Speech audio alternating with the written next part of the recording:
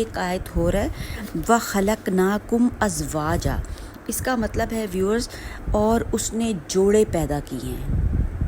रब ताला ने जोड़े पैदा, खलकनाकुम में खल्क किया है, तो खालिक है, वो पैदा करने वाला है। अज़वाजा का मतलब है जोड़े, तो रब ताला ने जोड़े बनाए हैं, तो हमारे बच्चों के भी कहीं ना कहीं जोड़े ज़रूर बने हुए होंगे। देर और सवेर का कोई मसला नहीं है, जब मुनासिब वक्त होगा रब की अनायत हो जाएगी।